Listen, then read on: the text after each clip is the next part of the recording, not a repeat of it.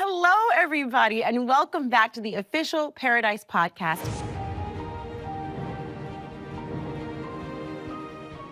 I am Ryan Michelle Bethay, and today we are incredibly lucky to be joined by the two actors who, gosh, we know that they are some of the best actors like on the planet. We have Julianne and Thomas together to discuss the incredible 7th episode and all of the chaos that takes over every inch of Paradise, which is now streaming on Hulu and Hulu on Disney+. Thank you both for being here. I'm a huge fan of both of you guys together, individually, all of your work, your body of work, everything. And so it's a pleasure for me to be able to talk to you guys. And I get very excited because this is every fan's dreams to be able to dig in there and just ask all the questions that you want to ask. So I'm going to just jump right in. Is that okay? Yes. Okay, my first question is, I was thinking, I can't remember your name. We've come to know you so much as Sinatra. Everyone refers to you as Sinatra. Yes. And by the time we get to 207, the only other person who calls you anything is your daughter, and she says, Mom. Yes. And it's so interesting because she says, Mom, are you Sinatra? And it's like, of course. But so you know what I mean? It's like we forgot. So my name is Samantha Redmond. Thank you. And I think actually Link when we first meet, he says, Samantha Redmond. I had my money on President Bradford. he's walking in. Okay. Yeah, but you're right. Actually, thank God I remembered. Yeah, I'm Would very have been awkward if I impressed. didn't. But normally, yeah, it's Sinatra. She responds to us, Sinatra. Do you know where Sinatra came from? Yes, it's because Cal's dad, Kane, says Cal is like Peter Lawford. You're only in the band because of who you're related to. Jesus. Yeah.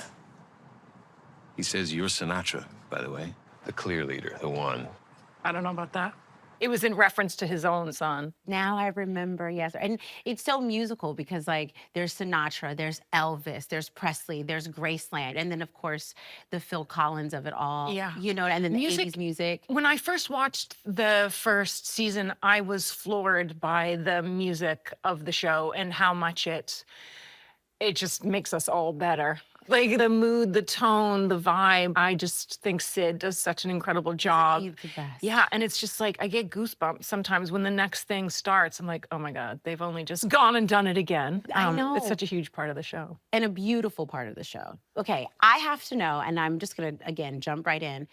At the top of 207, what does Sinatra think is going to happen? Like, how does she think that this is all gonna play out? Because I always thought it was interesting that she knows that these guys are here. You know they're here. And then you still take this, what we have no idea is ours, right? Because we think, when we see you get in the little tram, you travel basically to the other bunker in Colorado, right? Yes. So what makes Sinatra go, all of this chaos is happening, we talk about the chaos, I gotta go.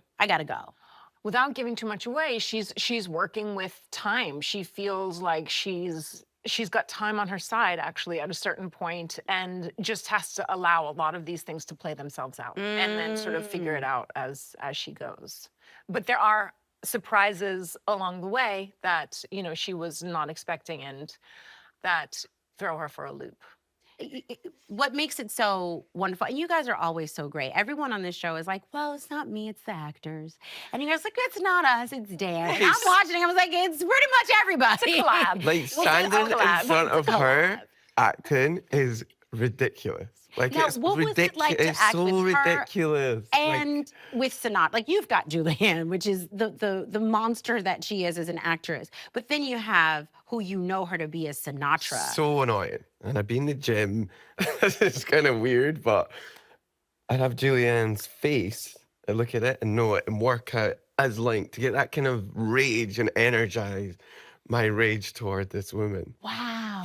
Interesting. And then I met her Right? and I was like, oh, the cheekiest, loveliest, funniest person, doesn't take the work so seriously, doesn't take herself seriously. And I was like, this couldn't be more opposite to Sinatra.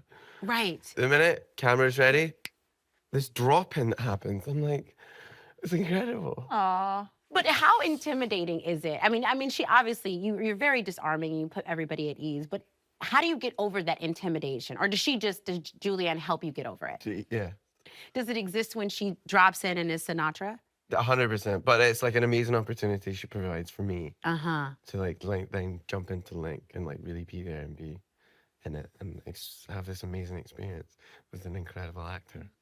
So at the end of 207, that's when we have our big moment where where the audience is clued into the fact that this could potentially be her son. How, we have no idea. Some of us may be thinking it has something to do with Alex. We don't know. Yeah. But what was that moment like for both of you guys as actors, but also as the characters? Because you know a lot more in that moment than he does. Yeah. Right? Yeah. But also, when you say Alex, what do you think you mean to her? Like, are you guys talking about the same thing? Yeah. That was my question watching it. We're talking about the same thing, Yeah. and we know, but I play dumb. Like, I don't know anything that he's talking about. Which is my favorite thing that Sinatra does. I was like, when Sinatra plays dumb, it is. But I know the that best. she's playing them. Yes, you do. It's clear that, you know, but I was And like, I know that he knows that I'm playing dumb. And I know. and on and on. And the audience knows that both of you know that everybody's playing dumb. But you are, because there was a moment when I was like, are they talking about, or I wondered if you thought that Alex was something that Alex wasn't.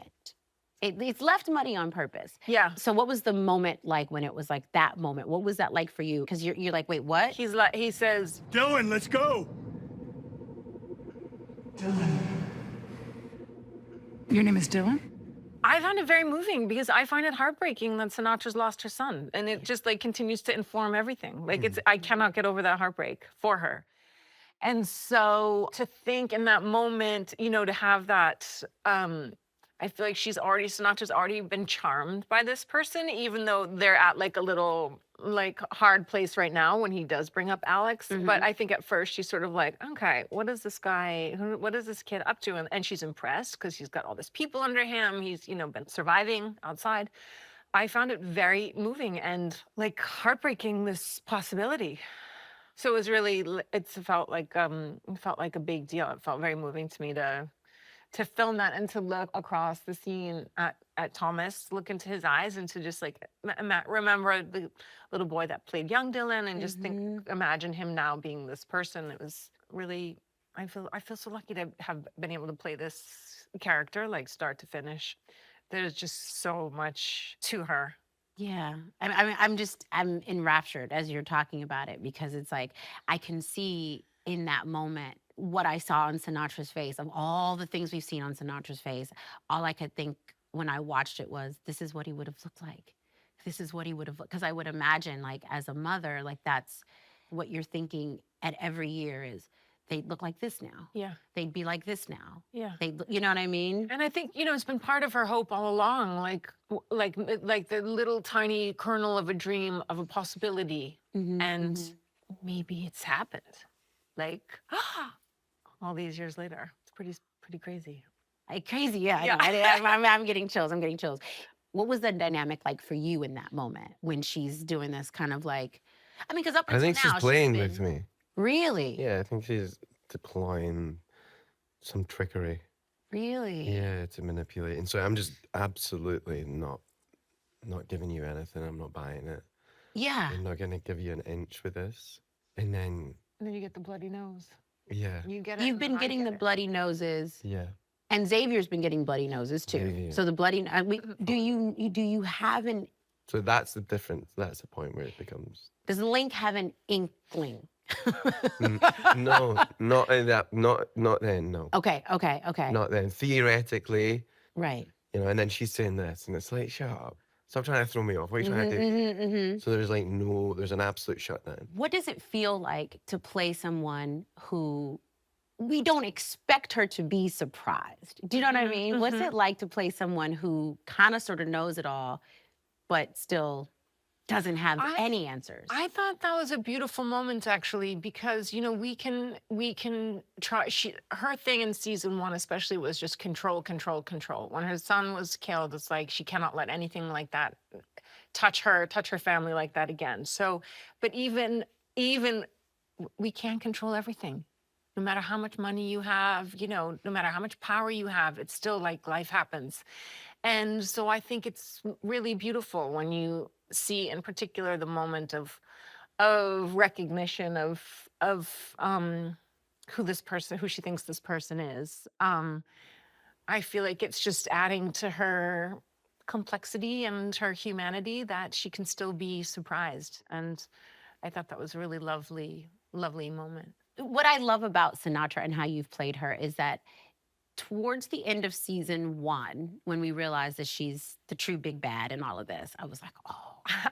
And when Xavier had the gun, I was like, get her! She got your daughter! You better kill her! You better kill her! I mean, it's like, kill her! Right? So I'm literally like, and then when I first met you, I was like, I know. I don't like Sinatra, you know? And then I feel this the entire, the last half of the season, all of season 2, when did you make us fall in love with you again? That is so, bless you. So I think that's the magic of Dan. I think he just knows. He's just like, we're just like his little puppets, and he's just bringing us all on this ride. Like I'm relieved to hear you say that, because, you know, I think that was the hope, that people would care. And that was my hope too, because you can't actually, you know, you don't know. Like, you can write this thing and craft this thing, but you know, it doesn't always hit the way you want it to. So I'm delighted that you care about her in the end. Well, even just as, for me, the turn in 207 happens because you're so funny.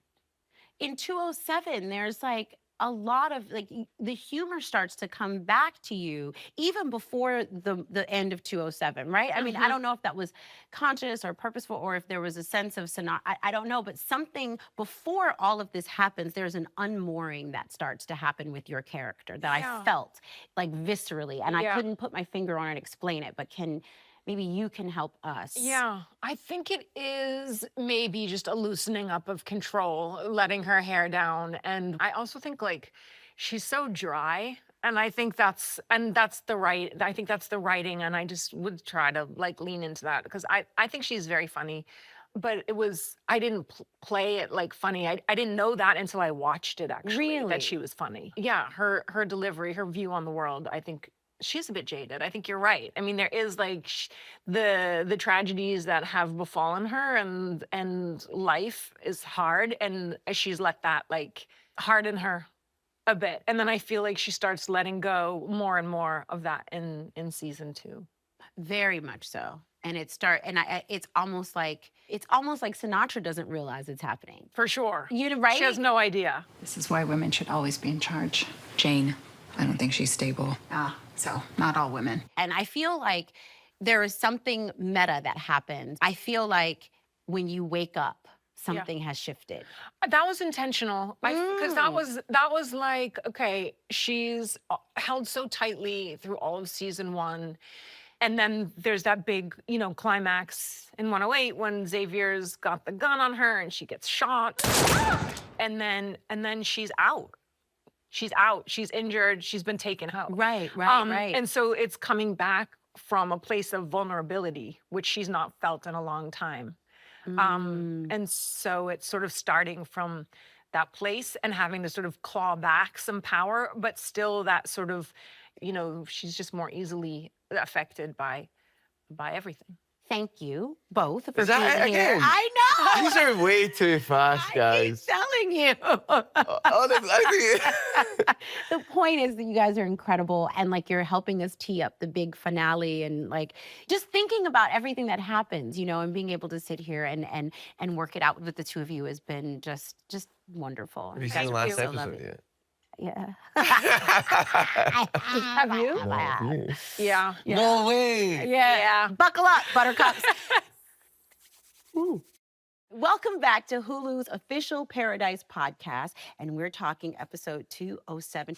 And I am delighted to now be joined by one of my favorite actors on the planet, on the show, in the Paradise universe, at the end of the world, Krys Marshall. Oh, hi, Ryan. Agent Robinson is here in the house. Welcome to the podcast. Thank you for having me. I am so glad you're doing this. It is my holy charge. What can I say? What can I say? Yes. What's it like to have such amazing dialogue? Like, what's it like to, like, be able to live in something that's so well written? It feels both like a ton of responsibility, like you've been given something really, you know, good and juicy to hold on to. Mm-hmm. And then there are also days when I feel like I'm not up for the challenge, and I'm like, oh my God, I feel distracted. I feel like I can't keep my lines in my head. But then I'm reminded that I am standing on the shoulders of really terribly good story writing. And so I can sort of release some of the reins around that. And as a Capricorn, I don't like releasing no reins. So knowing that, like, okay, I don't have to add sauce to this. You know, I can kind of let the story play and be a conduit through this story rather than manipulating and sort of holding on tightly to this. I love that because it makes me think about something I've been wanting to talk to you about, the shift. Because we got to talk about the Robinson shift. You know, the first time we see her, like, let me just take you guys back. The first time we see you is, you know, you've been very buttoned up this whole time, you know, and the personality that has been able to shine through in season 1 was very much a woman who takes her job very seriously, right? And then we end up with quite literally A vigilante. F you, Yeah. F your mama, F your Bill, F your mountain, F Colorado. I'm gonna just watch it all burn because you know, like I want to talk about that. I want to talk about that from the point of view of you. Like, give me the layers to that because I was sitting there when you were like, I don't even care. I was like, I felt that in my soul. You know what? I think it is really just so delicious to get to play a character who is multi-layered in this way. And I'm really grateful to Dan because oftentimes when you see a woman in a story, when you see a Black woman in a story, it can be very sort of painted with primary colors. You know, she's angry, she's a love interest, you know, just very sort of simple. And so I think my work in Robinson season 1 was holding on to the duality of this woman who is a very honorable person who's also sleeping with a married man, who is a very valiant person who's also screwing her boss. You know, that's like these crazy sort of juxtapositions of who she is and how does that all get married into one. That same work was required of me for season 2, where it's like, this is a person who has left behind everybody she knows and loves to truly give her life to this service, to this, you know, greater good of 25,000 people who are the last folks standing on earth. So when you so align yourself to this one idea, and then you basically are sort of responsible for burning it all down, like, how do you compute? And for me, I think she just sees the hypocrisy in all of it, sees the falsehoods in all of it. You know, it starts off, I think, in season 1 of seeing the guns and realizing, like, wait a minute, we actually do have guns here. Right, I forgot about that. I've been lied to. I'm the one who's supposed to be most responsible, most senior here. And now there's an underlying world that I don't know about. I can't trust what I'm seeing. And then when we start to execute our coup at the end of season 1, and we see that this is all an inside job, I discover in season 2 that Julianne's character Sinatra is responsible for the death of our newly president, former vice president. I'm just realizing that, like, none of this is what I thought it was. And so I think she keeps her same North Star, which is to protect the people of planet Earth. And it's just got to be in a different way. And so now protecting them used to mean protecting this, and now protecting them means exposing this. I love that. I also love where you show us, because we don't get to see much of you and Cal. We only see you and Cal as not necessarily a plot device, but like as a way of kind of figuring out this murder mystery, right? Because we don't see you guys really together. But we see how you felt about him through his son. What up, Shawshank? It felt like to me that Robinson had to push through something to get to him. Yeah. And it was her love for Cal that was like, I'm going to push through whatever because I know that regardless, this was the thing he loved most in the world. And Right. that's the only way that I can. So I feel like that was how we got to see how much you actually really did love him. Well, I'm just so grateful for the writers in our room because, you know, when we leave off the relationship, we know that there's something more there. We know that there is love there, but he's never had a chance to express it, and neither is she. So for me, it felt like a ton of justice and closure to that relationship to acknowledge that this is a real meeting of two minds, of two equals who loved each other very much. We can get a divorce and you and I can do all that romantic shit together. We can hold hands in public and talk about our love languages. All of it. I want all of it with you. And because he was taken early, they never got to express that. So I think there is no greater way to honor somebody who you love than to look after their loved ones. But yeah, Jeremy's an annoying little shit. Okay, he totally is. He you know, totally he's a pain in the is. butt. He's like every 18-year-old on the planet where they think they have all the answers. Hey, no, there is no us. Okay, this doesn't involve you. And so he's not an easy person to be responsible for. But ultimately, my love for Cal and the connection that we had translates to my caregiving for Jeremy, even if he doesn't want it. It's just so crazy to me. This is why I think this was so special about the show. In the midst of what do we have? We've got the end of the world. Sure. In the midst of that, you have one of the most simple, like, stories of human connection. Sure. Right? Which is two human beings who need each other, who don't want to need each other. Mm-hmm. Right? Which is what you guys are. Like, you Mhm. don't want to help him or need him and invest, and he certainly doesn't want it from you. And I see that moment on your face where you're like, not my business, not gonna do it. Girl, you know that's a lie. Like, I You saw got each to. of those things on your face. Like, you know, Yeah. like, what was Robinson? Was she really feel like, am I right? Is what I want to say. Because that's what I Yeah. saw. Am I right? Well, I mean, Just tell me. you know, so it's that moment where he's got this totally ill-advised plan that makes no sense. Him and his buddy are going to just break out. Like, this is crazy. And then I look and I'm like, he is going to need a hand with this. Hey! So let me go and help him. It's not what I would like, of course not. But, you know, we become unlikely bedfellows in that way, where he and I both have the gumption and the fervor to say, like, we got to get out of here. So let's Yeah. go and do it. And, you know, Charlie, who plays Jeremy, is just so fun to work with. I mean, he's wise beyond his years. He's really clever. And he was easy to hate. He made himself easy to hate. And let's talk a little. I want to talk about two things regarding that. The first thing is, where did this sardonic, witty, like, where did Miss Deadpan comedy come in? This? Like, who would have known in season 1 that this is what Robinson had in her and that this is what she needed? So, like, I mean, because at every turn, I think you call him like Shawshank, Andy Dufresne. Like, you're a regular, like, one-liner comedian there in the midst of all of this. You know, she, as the kids say, no F's given, right? She's just like fresh out of F's to give. I think a lot of women experience this in the workplace, where if you're in an all-male environment, there's a version of you has show up that is the most impenetrable and buttoned up and perfected version. And the side of you that is silly and maybe at times sardonic, she has to take a back seat because that part of you has vulnerabilities and you don't want to show those vulnerabilities. And so I think now we see the artifice strip away. Externally, I'm surprised you haven't asked me about the hair change. Well, I was leading into that. I had a whole structure, girl. I was And saying you know, that's for last. Michelle is on her book tour talking about I what it means to be a know. Black woman, to change your hair. I know. And the ways in which you're perceived differently. So let me just lob that into the air because I can't help it. So Let's then talk let's get to about that it. moment, because the way I was going to ask you is this. I knew when your hair was in the towel, I knew exactly what was coming. Now, I don't know if a lot of people knew what was coming.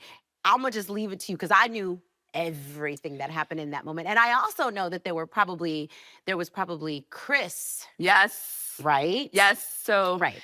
it starts off with, and I'm going to talk about from the actor's perspective. When a Black actress gets on a set where she feels heard, reasonable, understood, appreciated, she's able to make those suggestions. So that scene actually wasn't initially in the script. That was my Go ahead, girl. But because I feel very empowered by our EPs, by Dan, by Sterling, my voice is important in this room, I'm reading this and I thought, you know, we can't just have this be incidental that this changes. Can we have some moment where she makes this change? So Nadra, who's a Black woman, is one of our writers. She and I talked about what this scene looked like, and it's such a small scene, and I love that it resonated with you. Of course it did. But I think, you know, going back to story and taking it away from me, my sort of thought about it was, when is the moment where she decides she doesn't need to play this game? Right. This game of assimilating hairstyle and sort of conformity. this Washington game, all of these things. Like, where does she start to shift and choose her most authentic self? So we made that choice, and then we talked about where that would play, and does it just show up at the beginning of the breakfast scene, which is the very next scene with Presley in the morning. Okay, hair. I see it. Thanks.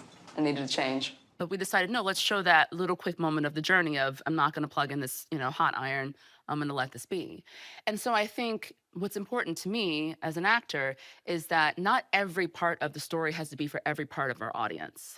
And it's okay. Say that one more time. Mm-hmm. Not every part of the story has to be for every part of the audience. Right. So that part was a clue into Robinson, specific to our community. And at the same time, everybody knows what that's like. So whether it's putting on makeup or not, or whether it's putting on heels or wearing flats, there are ways in which women throughout their day, every day, make choices about how they want to show up, what level of effort means to them, et cetera, wherever they go. So I just thought this is a really cool thing. And to have that idea be so well received and like, yes, let's do it. Let's make time for the scene. It was one of many moments where Robinson makes that choice. That was what I thought was so wonderful about that moment, because the straightening of the hair makes so much sense when you're trying to climb this very Washington ladder, which is so interesting to me because that moment to me signals not just a change in you, but a change in what this is in terms of, Baines really believes that he's now somebody. Do not underestimate me, Samantha. I am in charge now.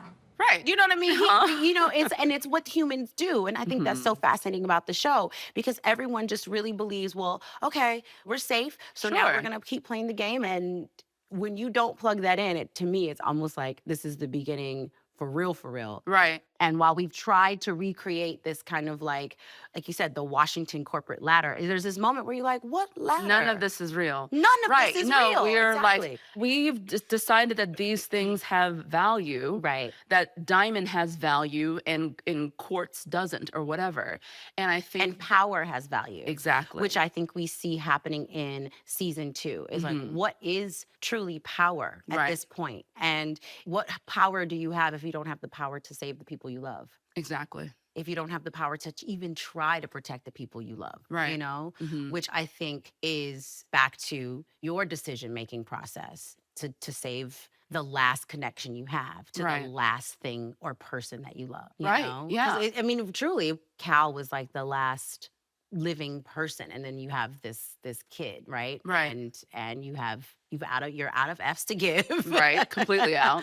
Your hair isn't straight. All but of it. also, thank God your hair wasn't straight, because you imagine being thrown in jail without your flat iron. That would have been a part. rough transition. You know what? It would have been rough. I would have had to go there. Well, we're glad that you did not have to go there, and we're glad that we were able to do that. And might I say, at the end of the day, it looked beautiful. Thank you. You looked really beautiful. It was cute. It was sassy. It was fun. It was all of those things. Thank you. But speaking of sassy, my other thing that I wanted to ask you about, but when did you start going, this bitch Jane? Like, because there was a moment when that's how it, because I know that's how it started. It might not have been she's a psychopath, she done killed a whole bunch of people, but there was a moment you were like, this bitch. You right? know. So what was it when she said, Ew. Let's go. Yes, Miss Daisy. Jane burns me up. I mean, and it's so fun to play because Nicole is such a sweetheart. isn't she the sweetest? So it's so hard Isn't she to the imagine hating somebody who is just such a doll in real life. But, I look back and I think that there were inklings of her that felt dubious even in season 1. But I don't think that I had caught total wind of it. But it's the start of season 2. Xavier? Yeah. Hello? Hey, you okay? And it's a flashback moment. And, Sterling is just hook, line, and sinker, eating up all the crap that she's spitting out. And I'm like, come on, brother. And there is something about her that is this sort of damsel in distress thing. And I think at times young women are able to play and older men are not able to see. And I think he sees her as this sort of widow to Billy and feels protective of her. And there's just something about her that feels artificial and that feels put on. So even in that brief moment where she's hugging him and she's like, I'm just so distraught, and it just doesn't ring true. How'd you know to go over there? I don't know.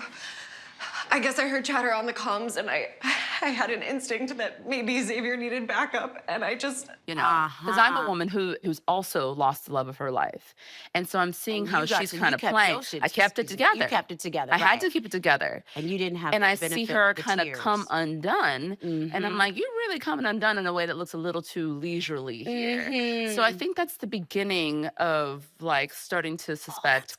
And then I also see her placate. You know, I see her placate Baines and tell him he's doing a great job. And other folks may not think so, sir, but I think you're doing wonderfully. And I see her do the same to Sinatra. And so I don't find out early that, you know, she's a killer. But I think, you know, Robinson is good at her job. That's how she got to be the most senior woman in security detail for the president, is being able to pick up those little cues. And so I see her tell early on with the falsehoods, the flattery, it's suspicious. And then, of course, I catch her in the midst of slitting this old man's throat. Not Baines, you know, but you know, it was what it was. And I'm glad you have no F's to give and made it at least out of the prison. And we'll see what happens to you guys. I know. I mean, 208, I will say that both 7 and 8, they just drive. don't they? They feel like you can't catch your breath. Like as an audience, you're just like, give me a minute, give me a little slow scene. And then it just keeps going and going and going. And sort of like, it feels like you're on a treadmill that you can't keep up with. No, it really, like, truly, like, and you feel your heart and you know what I mean? And you just want to breathe and you're in it with the characters because they can't breathe either. They don't have a moment's rest. They don't have a moment's So you don't get one rest. either. Bingo. Well, we have been talking a lot about Jeremy and how great he is and how fun he was to work with. And we have Charlie Evans here in studio with us. So the wonderful thing is we get to bring him out. He's not just here hiding away. We're going to talk to him. Fabulous. Yeah. Welcome back to the podcast. Again, we have the fabulous Krys Marshall, and we are joined by the ultra talented, wonderful, I cannot wait to get into this conversation, Charlie Evans, who plays Cal's son, Jeremy. And Charlie, welcome to the podcast. Thank you for having me. Thank you for It's being good to be here. here. Yeah, no. I was surprised and very happy to get the offer. I've always wanted to know, do you think Jeremy decides to do what he's doing? Yes, because he believes in it, and yes, because it's, you know, the right thing to do. But I often wondered, is it his way of connecting with a dad that he maybe took for granted a little bit? I think it's more that, you know, his father left him with a message to make a change that he always complained about or sulked about as a teenager would. You never stood up. You never fought back. You knew what was coming, and you kept it to yourself. That makes you complicit. But I think being put in this very high pressure situation, he's forced into taking action, you know? I think he is his father's son in terms of wanting to do the right thing and having that drive to make that step. And he certainly tried. I mean, no one knows if busting the doors open was the right thing to do, but he certainly thought so. And I think that was his effort to not fill his father's shoes, but sort of try his best to pick up where he left off, I guess. And at the end of season 1, you know, he makes you that mixtape and says, Jeremy, you don't like this world I built. Fix it. I think it's the same thing he's always said. It's just that he hadn't heard it since his father died, you know? And I think that hearing that voice and these lessons that had just been put in his head his entire life suddenly have such a different meaning now that he doesn't have that person anymore. You know, I think it's more that it just finally clicked. You know, his dad is always just like, be a better man than me. And then I guess Jeremy was always like, well, why don't you do it? And I guess now he hears that and he goes, well, he can't. So I guess I have to. I think that's what clicked, was just the same message, completely different circumstance. So yeah, I think he gained insight into his father, but I don't think he admires him as much as he wants to understand him. You know, I think he wants to be a peer to his father rather than idolize him. That's say. a really good point because that leads us to you guys. Yeah. Because this is the first time that you actually have to be in close proximity and space to her. So what was that like? You know, I would imagine seeing the woman who broke up a marriage, probably from Jeremy's perspective, can't feel great, you know?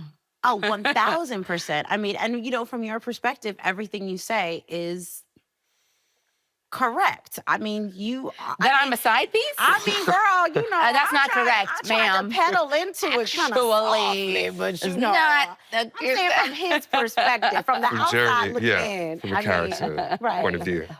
Also, I saw season 1, and It was a side piece ma'am, activities? okay, can we just be honest, ma'am? It was giving side piece. It truly was. It really was. I don't want any more of your trinkets. What? What are you talking about?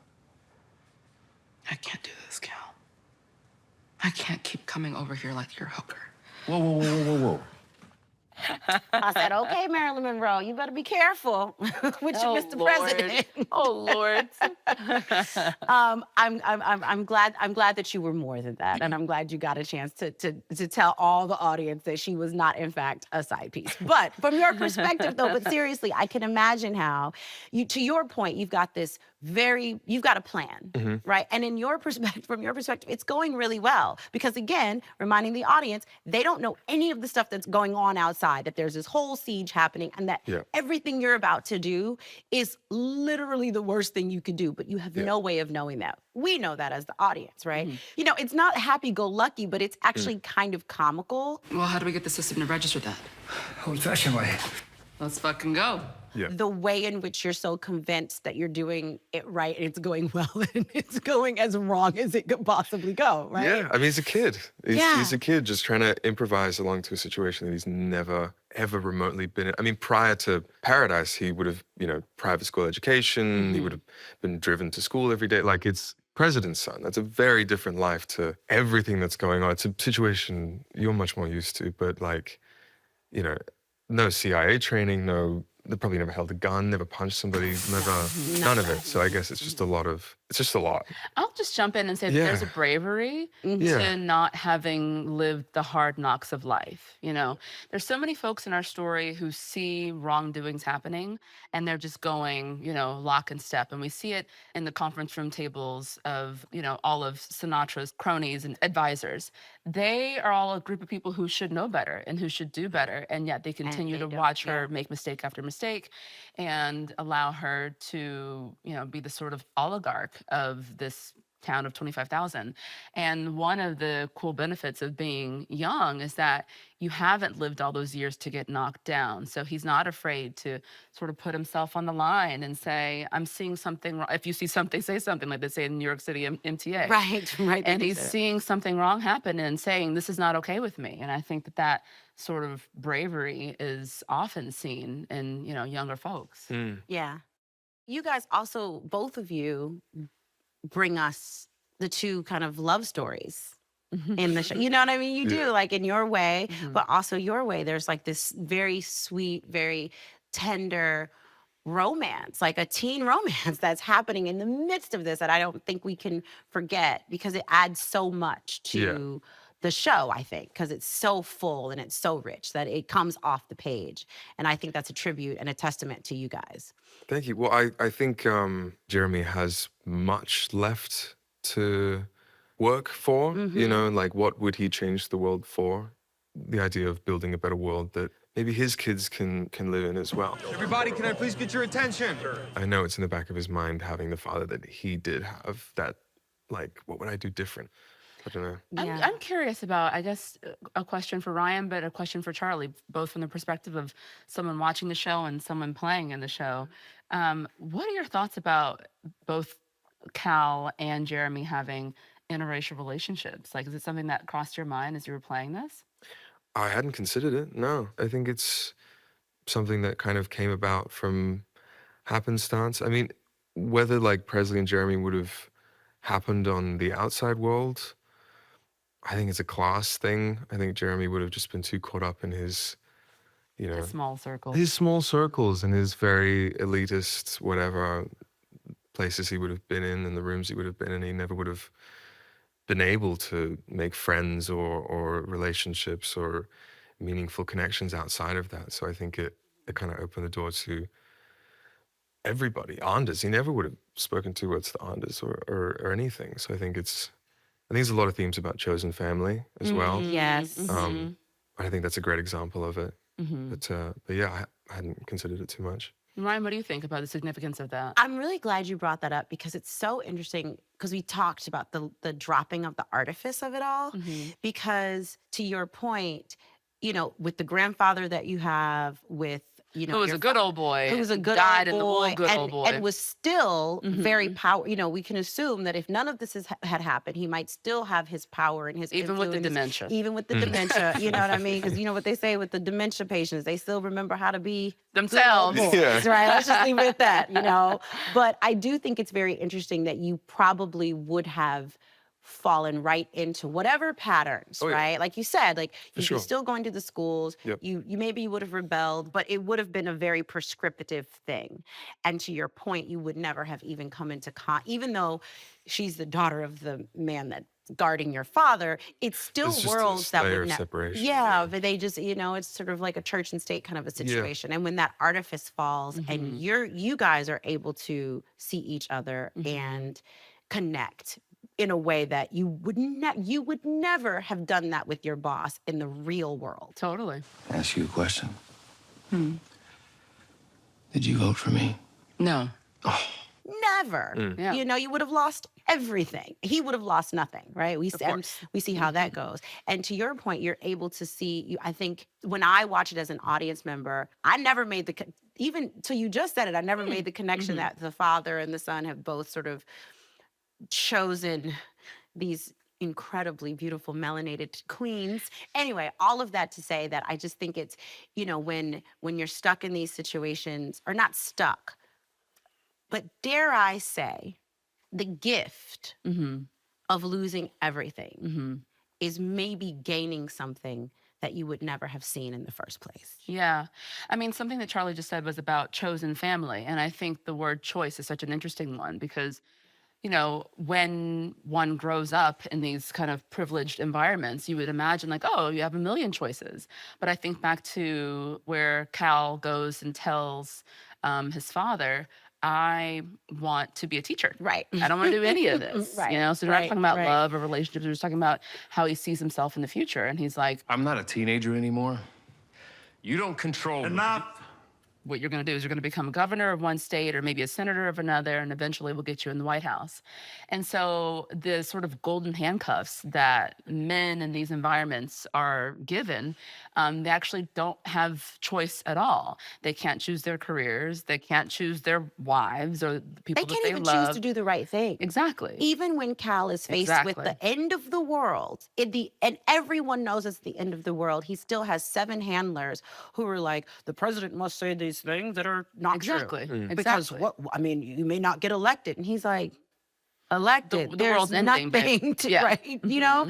So again, it's like, like you said, the golden handcuffs, and when they finally come off, and we see that in you guys in the mountain, in the bunker in Colorado, and then we see it in the relationships that form outside, you know, outside of this. And yet we can see the beauty in all of that. You know what I mean? So I love that. Thank you for that question. So Annie, on that note, I think that's it for this episode. And I'm gonna stop talking because then I'll start giving away spoilers, because like we know, that's not my forte, is keeping secrets. Thank you, Krys, and thank you, Charlie, and thank you to everyone who's been watching and listening and sticking with us for this 7 episodes of this. And we are down to just one more episode, y'all.